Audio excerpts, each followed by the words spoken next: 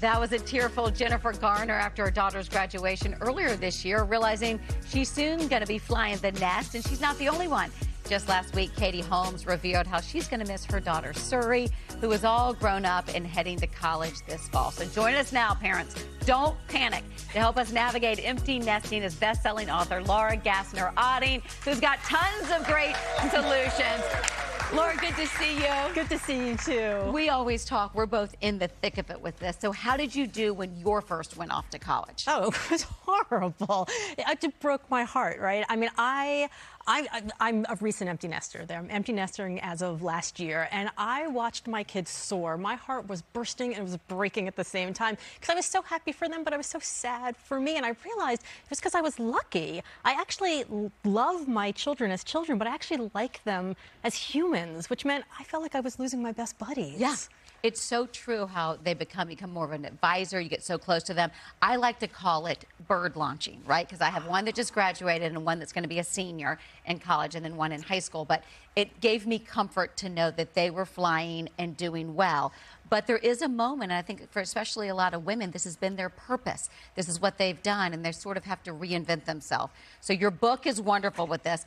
Best advice for anybody watching, husband or wife, male or female, whoever it is, about letting go and sort of rediscovering themselves. Well, I would say the first thing you have to do is embrace the change, right? Because, look, change is inevitable. It's going to happen no matter what we do, but growth is optional. And so we have a choice. We can either see it as a loss, or we can actually see it as this moment where we can rediscover who we were. Like, we're Gen Xers. We were raised by boomers, and boomers are like, get out, be in the street. There was nobody worried about this back then, right? We were feral.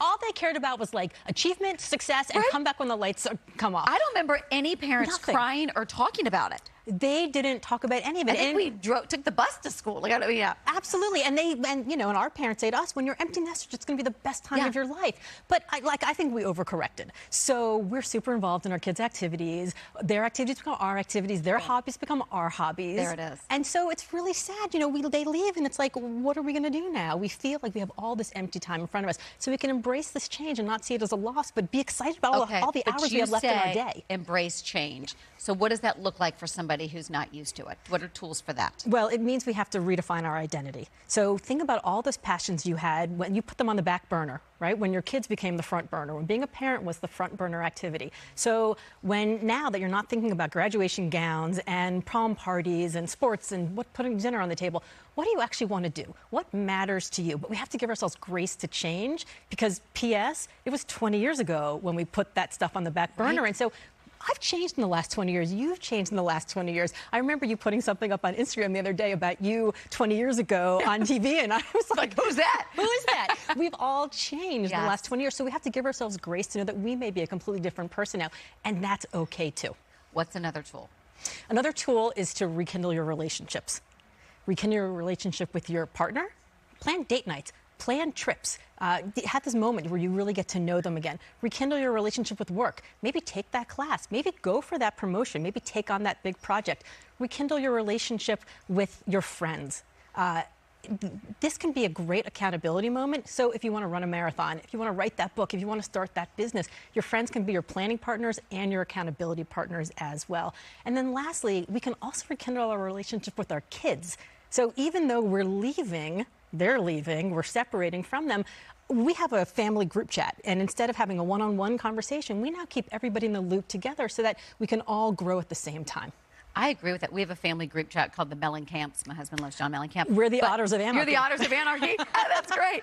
I feel like I've grown closer to my children in college because of the way we communicate now. Do you have any tools with that for anybody listening? It is that family chat. Your relationship develops on a different level. Absolutely. One of the things that I learned that I wasn't expecting was that our kids are actually parent-starved. They're adult-starved at college. Because if you think about it, the only time that they spend with adults in college is in classes with their professors, and it's only a few hours a week. So I'm not above planning a little bit of intentional time, traveling to go see my kids, taking them and all of their friends out for a meal that's just a little bit nicer than the cafeteria food. And then I get to see who they are. I get to see them blossom into adults. I get to see who they're flirting with, who they're dating, what classes that they want to take, and I get to know them as adults. And I feel like if you like your kids as humans, what a great gift it is to get to have this completely second chance to get to know them as friends. I agree. For anybody watching, it does. If you can get to that level, it becomes even a sweeter spot. You think about all the different phases. And for me, it's become one of my favorites. Do you feel the same way? It is amazing. It is such a great gift of mine. I get to take trips with them. I get to see them. We get to hang out. We get to talk to each other as adults. And by the way, I will say that if you're somebody who's still struggling with what's going on, there are lots of people to talk to. Yes. I went to go see a therapist when I was having trouble trying to figure out my identity and who I was going to be. And I think if you're having trouble, call friends, call therapists, call community groups and get that kind of support that you might need. It's out there for you. New world of coming for everybody. Great stuff. And by the way, pick up my friend's book, Laura's book, Wonderhell, Why Success Doesn't Feel Like It Should, and what to do about it is out now. We'll be right back.